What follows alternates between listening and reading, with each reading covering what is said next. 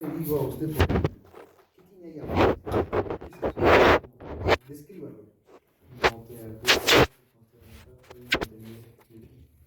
¿Algo más? La marca Socosani, De acuerdo. Cuando nosotros pedimos a alguien que represente, nos puede decir pollo con ensalada. Pero en su mundo interior, seguramente hay un pollo o una ensalada casi completo. Casi completo. Cuando yo le pido a alguien que describa un objeto, me puede escribir color, textura, sabor, olor, características. ¿De acuerdo? De tal manera que representar es imaginar. Y nunca imaginamos de forma completa. Siempre en nuestra imaginación va a faltar algo. ¿No? ¿Qué te imaginas? Me imagino el fin de semana con mi pareja en la playa. ¿En cuál playa? Recién mi mente dice, en Cancún. Ajá. ¿En cuál de las playas? ¿La norte o la sur? Ahora que lo pienso, empiezo a completar la imaginación. Y en cambio, en la percepción propiamente, como el objeto existe, solo lo describo. Lo puedo escribir con muchos detalles, o pocos, pero solo es la descripción de algo. Vamos a ver que esto es importante, sobre todo estos dos componentes. No me voy a meter propiamente en la sensación, pues es campo más de los neurólogos, ¿de acuerdo? O de los especialistas del área específica, pero nosotros sí, porque vamos a ver que una patología de la percepción es absolutamente diferente de una patología de la representación. Entonces, vamos a ver que hay patologías en las cuales la persona no puede reconocer adecuadamente lo que existe en su mundo exterior, y en las patologías de la representación el paciente va a tener distorsión en su propia imaginación. ¿De acuerdo? Por eso es que intentamos ver la diferencia entre ambos.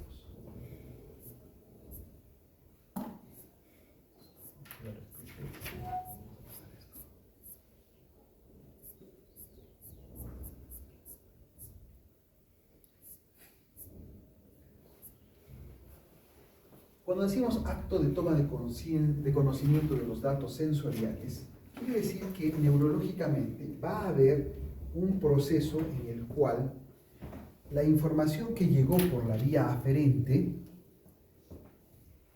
que llega a un centro primario neurológico, ¿no es cierto? ¿Dónde está el centro primario neurológico de la vía aferente? ¿Dónde está? Recuerda que neurología, neuroanatomía, neurofisiología, por ejemplo. ¿Dónde está? El 80% ¿dónde está? ¿A dónde llegan las fibras? Del tacto, del dolor. ¿Dónde? ¿Cuál? Ya se entrecruza. Y al final en la corteza, ¿dónde llega? A ver, ¿recuerdan? Creo que sí, creo que no. Porque había un área motora. ¿Cuál era la área motora? De donde parten las fibras hacia los músculos. Ese es el área motora. Y al frente, cruzando el surco, está el área sensorial. ¿No es cierto? El área motora es el área 4 del cuerpo, frontal. También se llama circunvolución frontal ascendente, prerolándica. ¿Se acuerdan? ¿Les suenan esos nombres? Sí, prerolándica, sí. Me suena ese Rolando, ¿no es cierto? Bueno, cruzando el surco, o sea, en la posrolándica, y eso ya es parietal, circunvolución ascendente parietal, está la retrorolándica o parolándica, donde llega toda la información sensorial. Otras áreas específicas, el área visual, occipital, otras áreas específicas, el área temporal, auditiva, ¿de acuerdo? Donde van a llegar la información dependiendo del tipo de órgano sensorial. Ese es el área primaria, ¿de acuerdo? Ese es el área primaria. Del receptor al área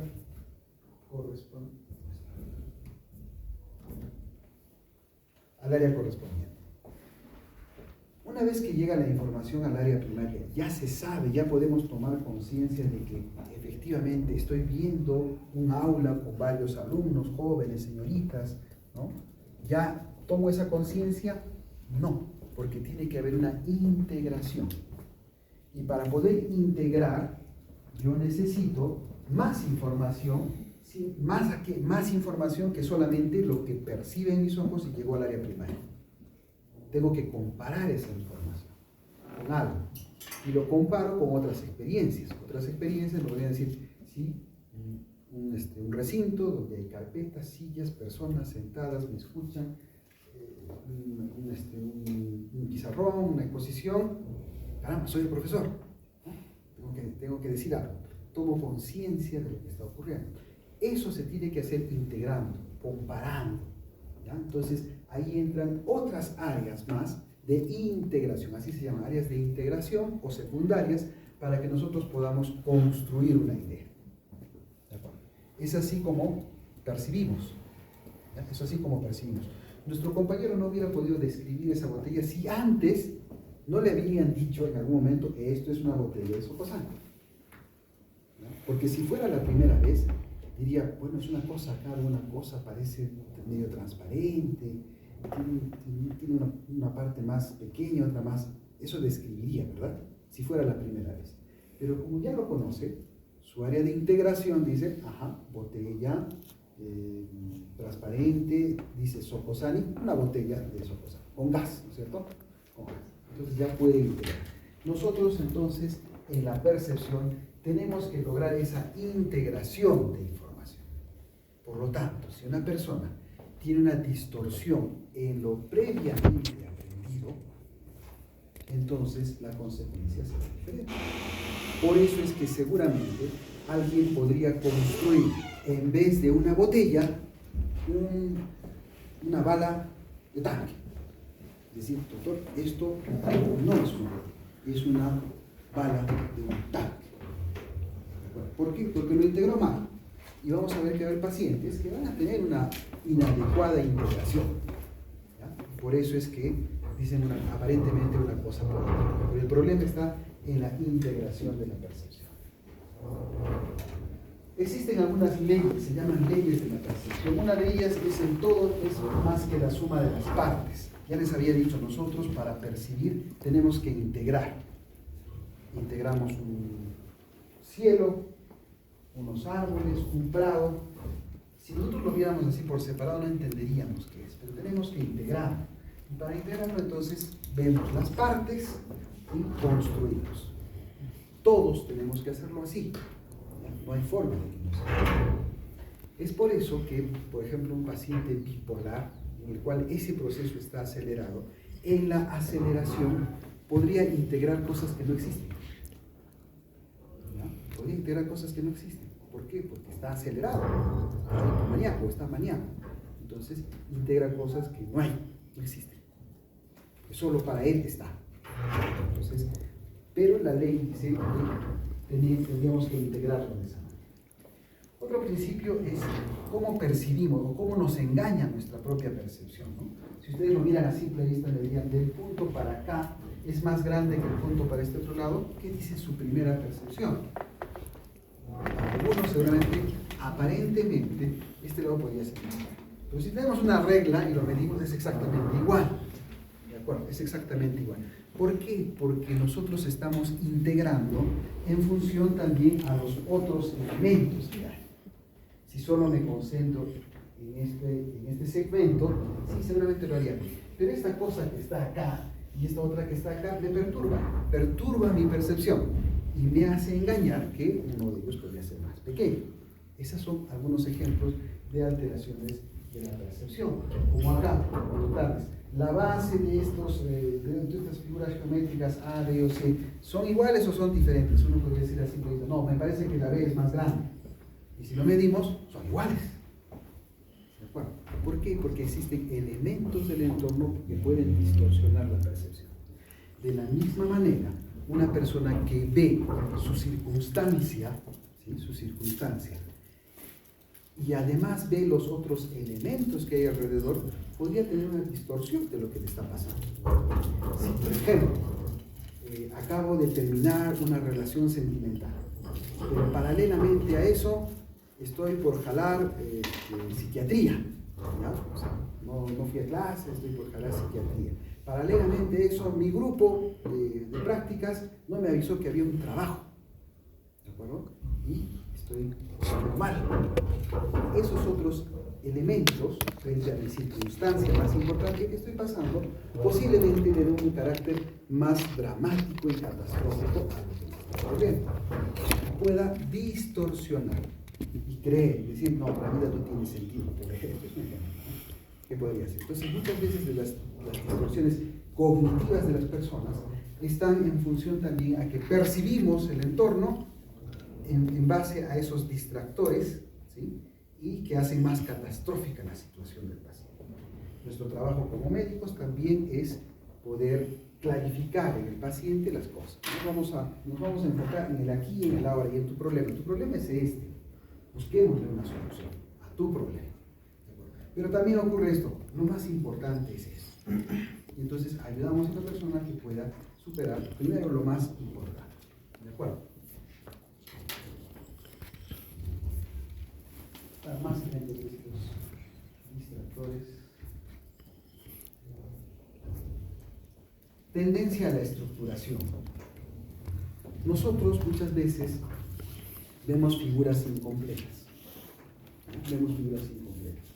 De pronto miramos el cielo y vemos nubes y podríamos hacer un fenómeno que se llama pareidolia, el hecho de darle cierta cercanía a las nubes a una figura. ¿De acuerdo? Entonces, algo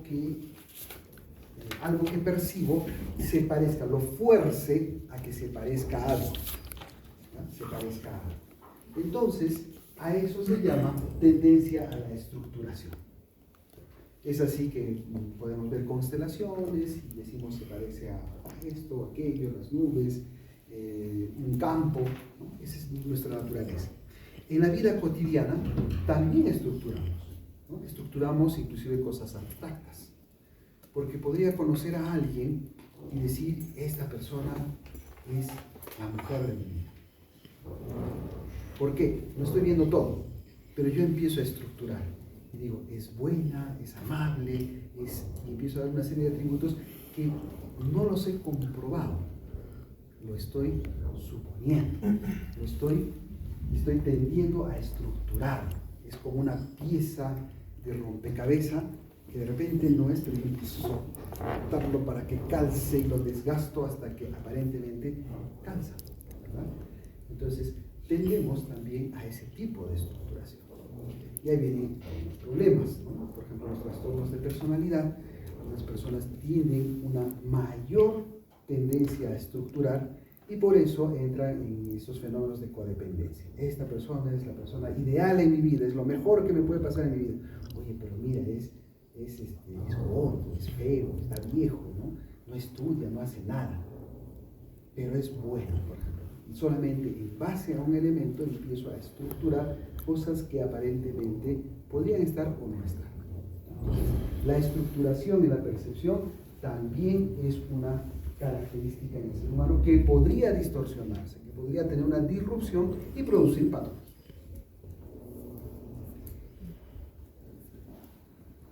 ¿Qué ven ahí? ¿Qué ve ahí usted? ¿Qué es eso? Una ventana. ¿Qué es eso?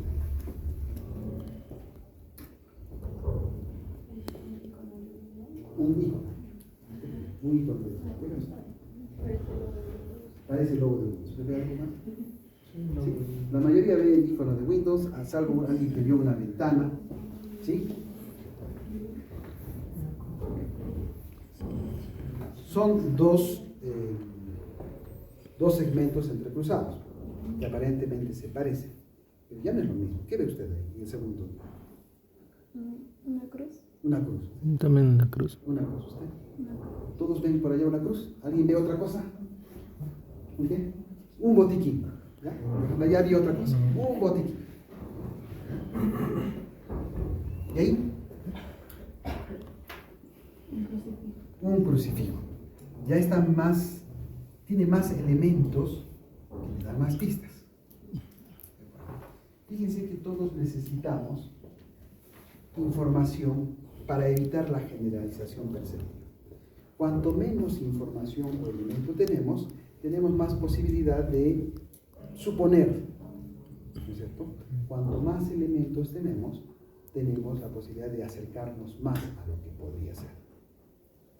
Obviamente el crucifijo tiene elementos que nos dicen, sí, eso es un crucifijo, o sea, casi nadie lo discutiría, ¿verdad?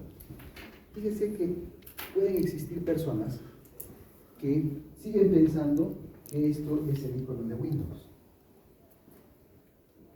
Es que hay dos cosas cruzadas, pues, doctor. Para mí eso es igual que esto y esto. Ciertas distorsiones también van a producir alteraciones de la generalización. Más ejemplos de esto. ¿Y ahí qué es eso? ¿Qué opina? ¿Qué opina usted, por favor? La última comentario. ¿Qué es? Una de las caras. ¿Qué opina? Allá, la compañera del final, por favor. ¿Qué? ¿Alguien ve otra cosa? ¿Alguien ve un pedazo de queso? ¿No? Muy bien. Fíjese que nosotros vamos a tender a la pregnancia. ¿Qué es tender a la pregnancia? De hecho, lo han hecho bien, porque asumimos que los estudiantes de medicina están bien. ¿Qué es tender a la pregnancia? Hay una cuota de adivina. ¿Qué tienes que adivinar? ¿Qué tienes que intuir? Que es parte de la percepción. Hay algo que está incompleto, pero que debes intuir. A eso se llama la pregnancia, esa capacidad de intuir, ¿no? ¿Cómo es posible que saliste de una relación, de un pegalón, ¿no es cierto? Un psicopatón, ¿no es cierto? Y ahora te metiste en otra relación con otro pegalón y otro psicopatón. ¿Qué te pasa? ¿Qué te ocurrió en la cabeza? ¿No? Posiblemente faltó pregnancia, faltó intuición. Y muchas veces eso es lo que suele ocurrir, ¿de acuerdo? Suele ocurrir en algunas personas. ¿Qué es esto? Una pizarra. ¿Un rectángulo? Si yo les digo que no es un rectángulo, porque no Esto todos los es- ángulos están, ¿verdad? Pero lo primero que vemos, ¿no es cierto? Se nos viene, eso es un rectángulo. Pero si quisiéramos ser exquisitos, decimos, no es un rectángulo. Porque no tiene sentido. Ustedes me dicen, ay, bueno, pero se parece pues, a un rectángulo, todo el mundo ve un rectángulo. Y ese es nuestro principio de constancia. Nosotros vamos a tratar de todo lo que vemos, lo que observamos, lo que percibimos, lo que experimentamos, lo tratamos de clasificar de una determinada. Aquí están las cosas de este tipo, aquí están las cosas de este otro tipo. Todas se parecen, no son iguales, ¿no? Esto se parece a un rectángulo, no es un rectángulo, pero entonces está guardado en mi mente como un rectángulo, porque está en el grupo de los rectángulos, ¿ya? Entonces todos vamos a tender a guardar esta información de la misma manera.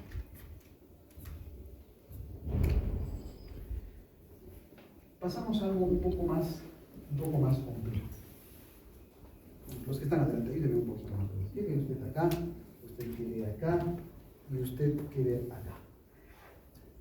¿Qué ve usted? Eso es creo un tiburón. No, sí, siga, sí, usted solo describa. O sea, en una película lo vi y eso estaban escapando, entonces no es un tiburón. Un tiburón y se estaban escapando. ¿Ya? Entonces el siguiente, ¿qué pedí esto? ¿Qué es?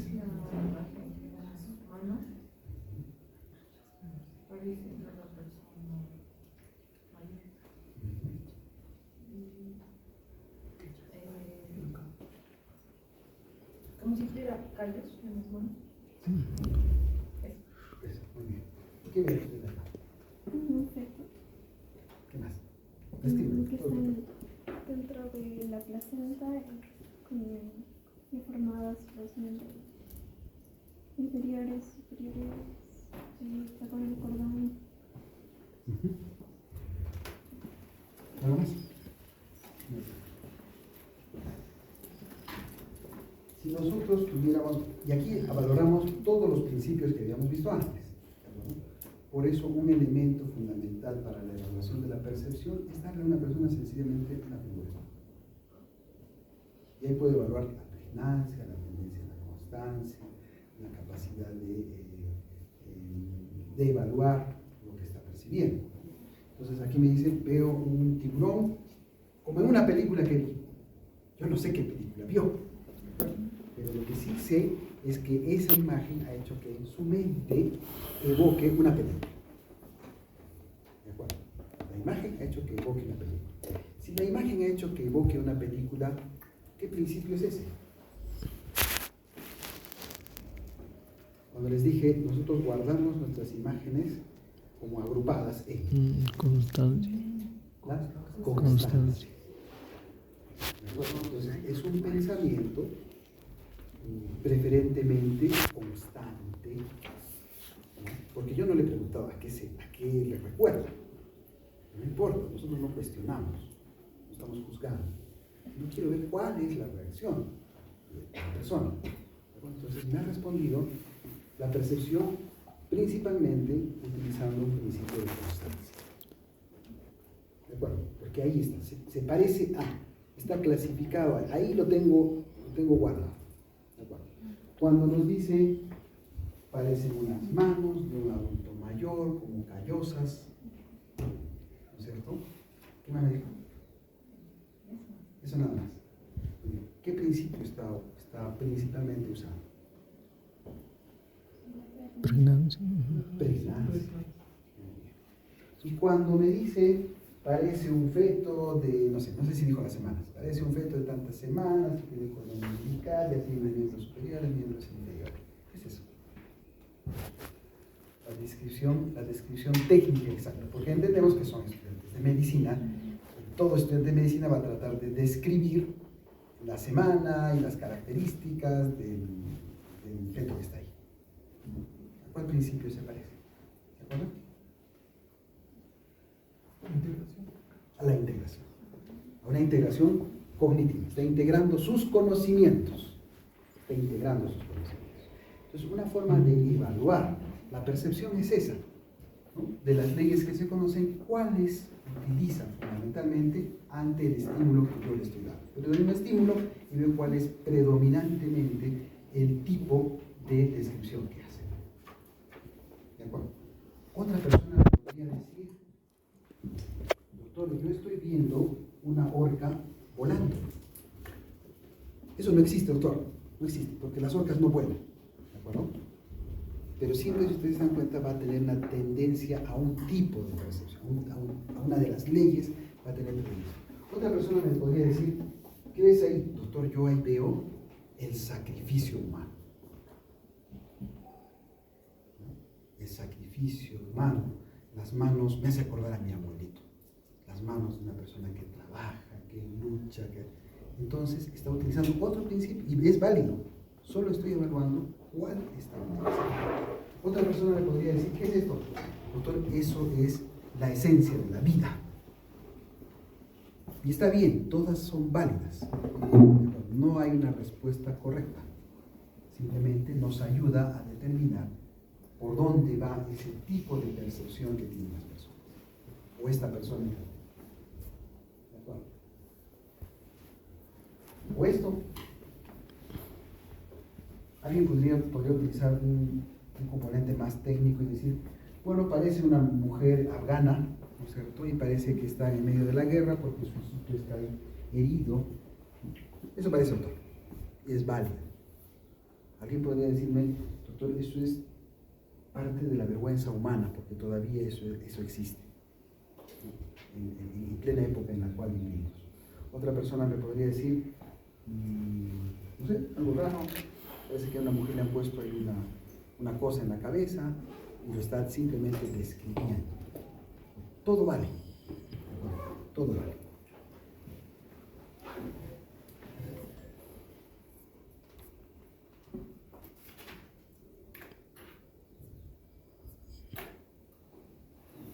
Entonces hemos visto lo que es percepción.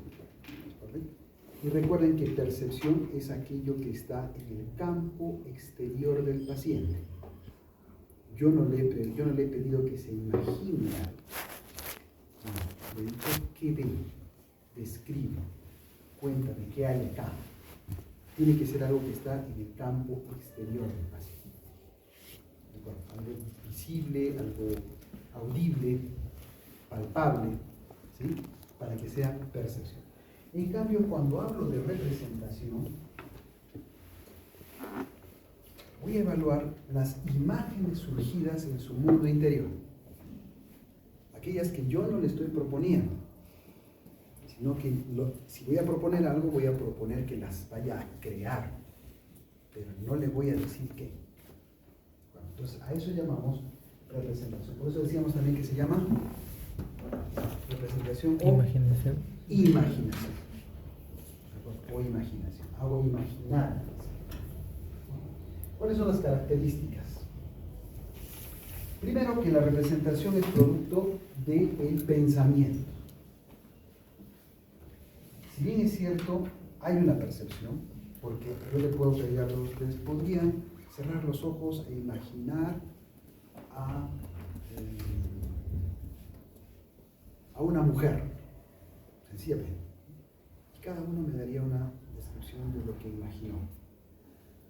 Y va a ser una descripción. Nadie me va a exposición. Podría pasar, pero entendiendo que todos somos mentalmente sanos acá, pues nadie me diría, he visto una vaca con cuernos largos. Eso no es una mujer. Porque si lo diría, tiene que sacar cita en la mudera, ¿cierto? Pero normalmente vamos a tener ciertas modificaciones. Nadie podría imaginarse una mujer joven, una mujer mayor, ¿de acuerdo? Pero las características que va a tener esa imaginación van a ser de acuerdo al estímulo que pueda tener la persona, al estado anímico que tenga la persona, a las experiencias previas que ha tenido la persona, va a depender de eso. Cuando se le hace imaginar a una persona y se le hace, por ejemplo, un mapeo cerebral o una resonancia magnética funcional, esto es una resonancia magnética funcional, o también podría ser un mapeo cerebral, que ahora hay mapeos cerebrales acá también. Entonces le pido a la persona que pueda imaginar y mientras me va describiendo, yo tengo que corroborar qué áreas del cerebro están activas. Si yo le he pedido que imagine una mujer, la principal área que tiene que activarse es la occipital, porque tiene que verla interiormente. ¿Ya? Tiene que verla. Si hay un componente emocional, tiene que activarse áreas límbicas. ¿De acuerdo? Si por ejemplo me está describiendo, dice, sí, veo la imagen de una mujer, es mi mamá, de joven, cuando me acariciaba, cuando me besaba, y empieza a ponerse melancólico, tiene que activarse el área límbica, porque si no, o me está mintiendo, ¿cierto? O algo está pasando. Pero no, lo normal es que se active un área límbica. Si de pronto me imagino una mujer, pero me imagino una mujer que quiero apasionadamente, que tiene un componente más de pasión, esperaría que lo que se active es el área tegmental. Es el área tegmental. Entonces, la imaginación hoy en día nos sirve, por ejemplo, para hacer los mapeos cerebrales en psiquiatría, ¿no? Para ver que haya para poder corroborar la funcionalidad de una u otra área. Entonces, las representaciones son imágenes surgidas en el mundo interior, mientras que las percepciones son del mundo exterior, del mundo circundante. Por lo general, las percepciones son corpóreas, la botella de agua con gas, mientras que las representaciones son incorpóreas, pollo con ensalada. ¿Pollo qué? Pollo frito, pollo a la plancha, milanesa de pollo. Es incompleto. Por lo general son incorpóreas e incompletas. Percepciones en el espacio exterior, representaciones en el espacio subjetivo interior de cada paciente. Las percepciones tienen un diseño determinado, están completas y con todos sus detalles. Nadie le podría agregar a la botella un componente de color rojo, ¿cierto? O tiene algo rojo. No le podríamos agregar. Porque lo que percibimos, la percepción está completa, está determinada, no tiene discusión. Mientras que la representación tiene un diseño indeterminado. Están incompletas, sin todos sus detalles, porque le podría decir pollo a la brasa, pollo hervido. Me diría, yo creo que pollo hervido. No, pero se me antoja mejor un pollo a la brasa. Un pollo a la brasa mejor. Lo puedo cambiar, porque lo estoy imaginando. Lo puedo cambiar. ¿Sí?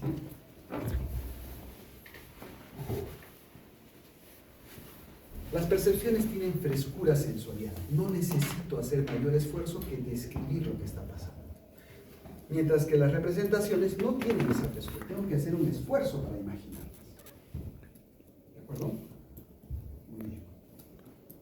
Distorsiones de la percepción. Por favor, invítenme a la señorita del final, a la Virgen María. Nos está diciendo muy buenas tardes. Virgen María, puede sentarse acá si quiere. Denle un aplauso, por favor, a la Virgen María que nos visita el día de hoy. Pero, ¿por qué se ríe? Eso es un ejemplo. Sacamos sí. Es un ejemplo de qué? ¿De alteración de qué? De la percepción. Por eso es que la alucinación es una alteración de la percepción. Porque lo estoy viendo en el campo externo. ¿Cierto? Digo, es la Virgen María. Es más, la podría describir. ¿Cómo que no? ¿De qué se ríe? La Virgen María está, mírenla. Sus coronas de estrellas en la cabeza, ese vestido clásico, celeste, rosado, ¿cierto? Esa fascia angelical, tierna que tiene. ¿Qué más podría ser? Déjense de cosas. Yo estoy convencido, como el compañero que describe la botella, que está convencido de lo que está ahí. Alucinación, alteración de la percepción. ¿De acuerdo? Si en un momento dado yo les puedo decir, chicos, chicas, ¿saben qué? Estamos en el 2025, ¿verdad? Si sacamos cuentas, 2 más 0 más 2 son 4 más 5 son 9. 9, ¿verdad? 9, el número de la destrucción. Y para las verdades, Dios me dice que ustedes tienen que convertirse, dejen de ser pecadores y pecadoras. Además, Dios me dice que tienen que cambiar de actitud. Ya no estudio medicina, estudié en la Biblia. Si nosotros somos perspicaces, le digo, oye, ¿cómo es que Dios te dice eso? Porque lo escucho. ¿Y cómo es la voz de Dios? La voz de Dios es como un estruendo, es terrible, es imposible de describir. No se puede escribir, no se puede escribir. El evaluador. ¿Y yo podría escucharlo? No, solo lo escucho yo. ¿Qué es eso? ¿Alteración de qué? De la representación. Uno, está en mi campo interior. Ustedes no lo ven. Segundo, no puedo describir con frescura, porque podría decir, la voz de Dios es más o menos así, una voz así. No, no lo puede describir. Dice, es estruendosa, da miedo, pero no puede describir cómo es claramente. A eso se llama pseudo-alucinaciones. Las alteraciones de la representación se llaman pseudo-alucinaciones. Las alteraciones de la percepción se llaman alucinaciones. Y vamos a ver las distintas formas, ¿de acuerdo? Cuando lleguemos a esa parte. Dentro de las representaciones o imaginaciones están las imaginaciones o representaciones mnémicas. La palabra mnémica quiere decir recuerdo. Podemos imaginar cosas de nuestro recuerdo. Y aún así, siendo de nuestro recuerdo, o sea, que han existido, son incorpóreas. Representaciones de la fantasía. Yo podría crear algo con mi mente, con mi imaginación. Representaciones eidéticas, capacidad de proyectar al espacio exterior algo que he imaginado previamente, propio de los artistas. Escultores, pintores pueden representar algo de su mundo interior y plasmarlo en el mundo exterior. Representaciones eidéticas. Representaciones oníricas. La palabra onírico hace referencia al sueño. Siempre que escuchan onírico, algo que tenga que ver con el sueño. Entonces, estas son representaciones que se dan en el momento de dormir. También se llaman ensoñaciones. Eso que dicen, me soñé con que tenía un vestido de novia. Te vas a morir, ¿no? ¿Sí? Te vas a morir. Bueno, a lo que vamos es que esa imagen que viene mientras dormimos, mientras el sueño, se llama representaciones oníricas o ensoñaciones. No se dice que has soñado. Lo correcto y técnico sería decir que has ensoñado.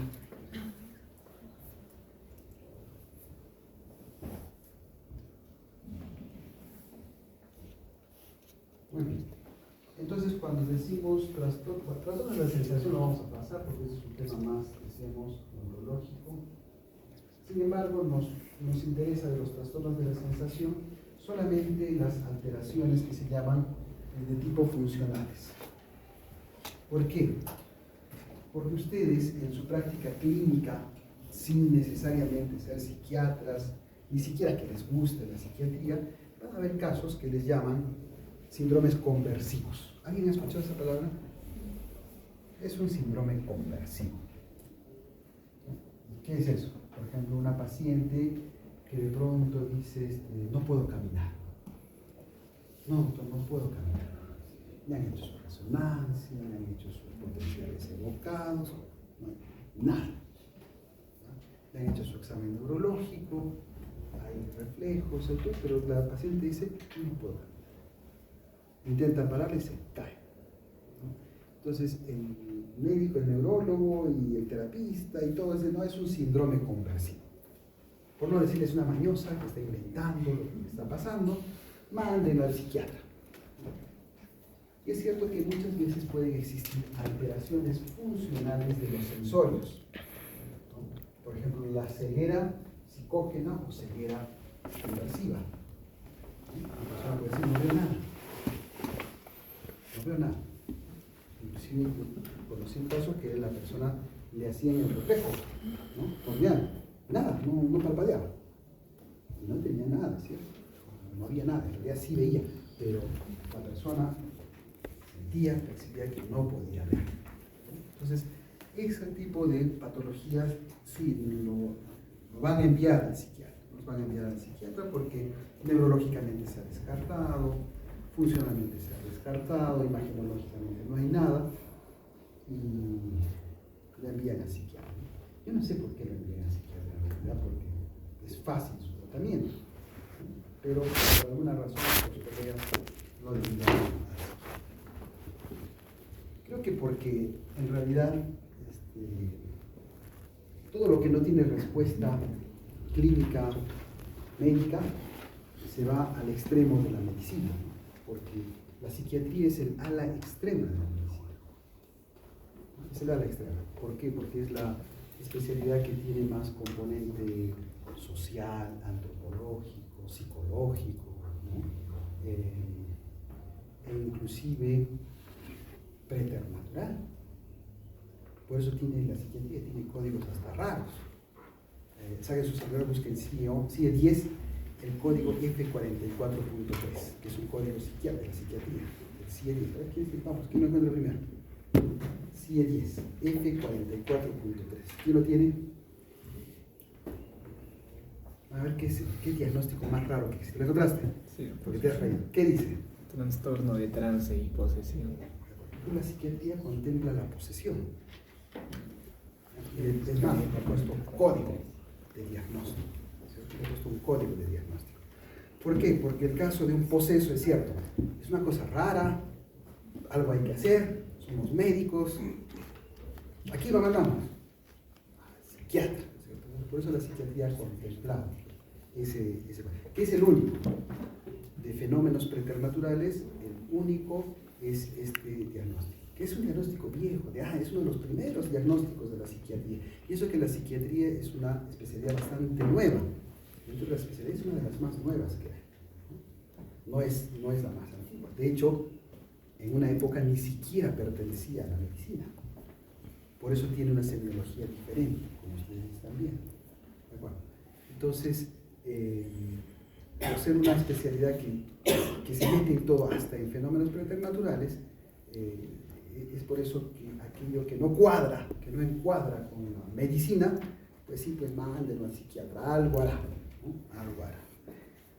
De hecho, un paréntesis, no hay tratamiento para el F44.3. Dice claramente que el psiquiatra puede diagnosticar, pero no tiene un tratamiento estructurado, un tratamiento específico para el trastorno de posesión. Esta patología, este diagnóstico tan viejo, yo pensé, soy sincero, bueno, es para muchos conocidos porque hay muchas actividades que se hacen, eso es parte de la psiquiatría transcultural. Yo hago psiquiatría transcultural, de hecho yo apoyo a los exorcistas y a los ministerios de liberación, tanto evangélicos, católicos o metodistas, en el discernimiento. Como en las películas, ¿has visto la película que para determinar que venga el exorcista siempre sale un viejito, que era el médico, el psiquiatra, que dijo, sí, este es un caso de posesión, no hay nada que hacer, y se va? Bueno, igualito, eso es lo que hacemos. Sí, efectivamente es un caso de posesión, no hay nada que hacer, adiós, hasta la vista, ¿no? Sí, eso es lo que se tiene que hacer. Sin embargo, en el CIE 11, que es el que entra en vigencia este año, dicho ese paso no sé, porque ustedes están aprendiendo CIE 10, no sé para qué, porque en realidad van a ser médicos del CIE 11. En el CIE 11, yo pensé que el diagnóstico iba a variar, es más, pensé que iba a desaparecer. Pero si ustedes se fijan en el CIE 11, el diagnóstico se ha desdoblado. ¿Cómo? Trastorno de trance, trastorno de posesión. Porque antes estaban mezclados. Como que el trance y la posesión eran lo mismo. Es cierto que la posesión tiene componentes de trance, pero hay trances que no tienen nada que ver con posesión. ¿De acuerdo? Entonces, pero para el CIE 11 se ha desligado, o sea que ahora está más específico todavía. Y sigue existiendo el diagnóstico, ¿no? Por si acaso, somos médicos, no existe, la medicina no contempla la casa embrujada. Eso son las infestaciones. No caigamos en eso. No buscan en todo el CIE 10, el CIE 11, no existe infestación. La medicina no contempla la existencia de las obsesiones demoníacas, lo que se ve en las películas, ¿no es cierto? Que posee esa parte, eso no existe para la medicina, ¿de acuerdo? Ni la infestación, ni las obsesiones demoníacas, ni la... hay algo más, no me acuerdo.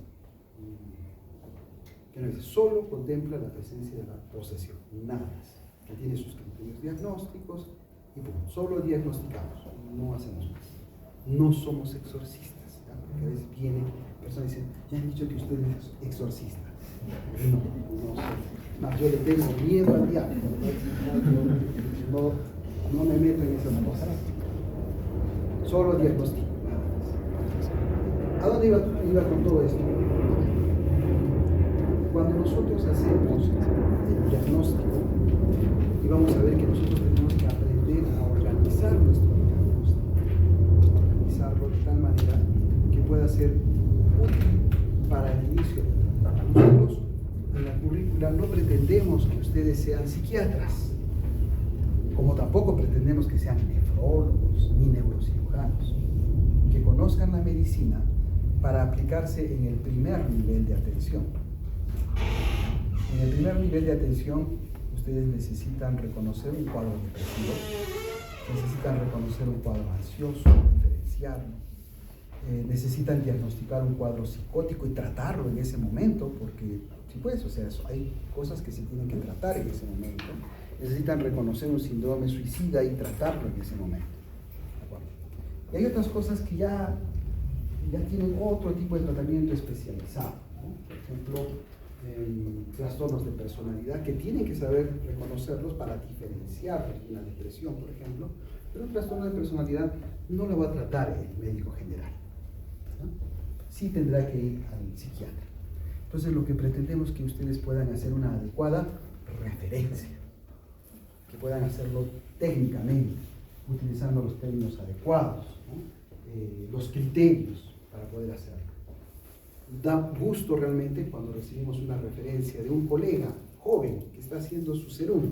Tal vez haya sido mi alumno, ahora es mi colega, en algún lugar del planeta, y te manda una referencia de ese paciente, varón de 32 años, con antecedentes de distimia, desórdenes de orden de tipo parental, que en la actualidad tiene anedonia, astenia, abulia, tristeza patológica, pérdida de vitalidad, con ideación suicida, con riesgo SPARC 3 sobre 5 para suicidio. Uno lee eso y dice, caramba, esto está muy bueno. Entonces ayuda mucho, porque valgan verdades, la mayoría de las veces dice referencia, paciente con tristeza. Vaya al psiquiatra, ¿no? Regrese al psiquiatra. Entonces, si nosotros vamos a ver la tristeza, primero la tristeza ni siquiera es una patología. ¿Cierto? Ni siquiera es una patología.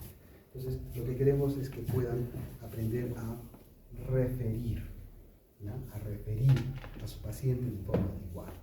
Algunos casos podrán ustedes dar tratamiento. Y en eso sí vamos a incidir. ¿Y cómo sabemos en qué casos pueden dar tratamiento?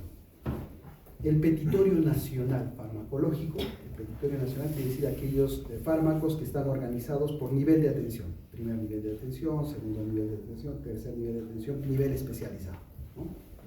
Entonces, la fluoxetina es un antidepresivo. Es un antidepresivo tipo inhibidor de recaptación de serotonina. Eso es la fluoxetina. Si decimos que existe psiquiatra a partir del tercer nivel de atención, o sea, no hay psiquiatra en el primer nivel, no hay psiquiatra en el segundo nivel, a partir del tercer nivel de atención sí debe haber psiquiatra, ustedes, ¿dónde intuyen que debería estar el petitorio de fluoxetina? ¿En primero, segundo, tercero, especialidad? ¿Tercero? Tercero. En el Perú está en el primer nivel de atención, donde hay médico serumos. ¿Por qué? Porque en el Perú el médico general debe estar entrenado para manejar un cuadro de depresión, ¿ya? Sin ser psiquiatra, haciendo sus serums. Tiene que estar capacitado para poder usar fluoxetina. Hay fluoxetina, hay risperidona, que es un psicótico, ¿de acuerdo? Y entonces eso quiere decir que ustedes tienen que saber usar fluoxetina. No para tomar, por si acaso, ¿no? Tienen que saber recetar, prescribir, ver las reacciones adversas, ¿no es cierto? Y por lo tanto tienen que saber diagnosticar todas las patologías que se puedan indicar fluoxetina. ¿De acuerdo? Entre ellas, depresión mayor, trastorno de ansiedad generalizada, estrés postraumáticos, ¿no es cierto? Episodios de pánico, todo eso se puede manejar. TOC también se puede manejar con fluoxetina, ojo. O sea, todo aquello que se pueda manejar con fluoxetina, el médico general debería estar capacitado para usarlo. ¿Por qué? Porque en su farmacia hay fluoxetina. Entonces, lo que nosotros vamos a pretender es que ustedes puedan aprender a manejar esos psicofármacos que están en el primer nivel de atención, porque los estamos preparando para eso, para ser médicos generales. Nosotros no los estamos preparando para ser médicos especialistas en nada. O después harán su especialidad, postularán a una residencia y harán su especialidad. Pero entre tanto, ustedes tienen que estar preparados para usar el psicofármaco adecuado para eso. En algunas circunstancias se pueden usar otros procedimientos no farmacológicos que también el médico tiene que estar preparado para usar. ¿Alguien sabe un método no farmacológico de tratamiento en la medicina?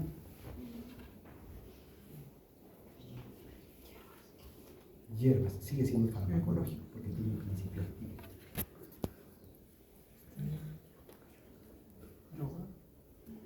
Ya, algunas formas de meditación de repente. ¿Otra cosa? Deporte en general podría ser aeróbico. El deporte, la laborterapia, etcétera. Sí, podemos saber. No es anda a hacer deporte, ¿no? Anda, juégate un partido de fútbol, no es eso. Es saber indicarle a una persona. Sí, puedes hacer ejercicio físico, pero no puedes hacer ese ejercicio físico extenuante, mucho menos carga. ¿Por qué? Eleva tus niveles de catecolaminas y como tienes ansiedad, lo único que vas a hacer es que en la noche vas a tener una crisis de ansiedad. Tenemos que saber, hasta para eso tenemos que saber qué puedo indicar y qué no puedo indicar en esos casos. Y un elemento fundamental que los médicos tenemos que saber usar y rescatar, jóvenes, rescatar es la psicoterapia. A veces tenemos la sensación de que la psicoterapia es patrimonio de la psicología. ¿Verdad? ¿Conocen algún personaje importante de la psicoterapia, padre de la psicoterapia? ¿Le suena algún nombre? Sigmund Freud. ¿Le suena? A ver, googleen qué cosa era Sigmund Freud. ¿Era psicólogo? Googleen.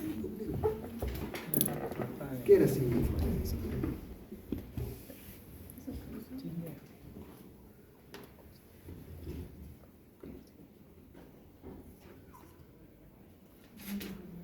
Médico neurólogo.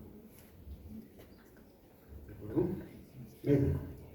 El padre del psicoanálisis. De muchas corrientes psicodinámicas, casi diría de todas las corrientes psicodinámicas, era médico, jóvenes. Era médico. Otro gran personaje un poco más moderno, Víctor Frankl. Frankl con K. Víctor Frankl. ¿Qué cosa es Víctor Frankl?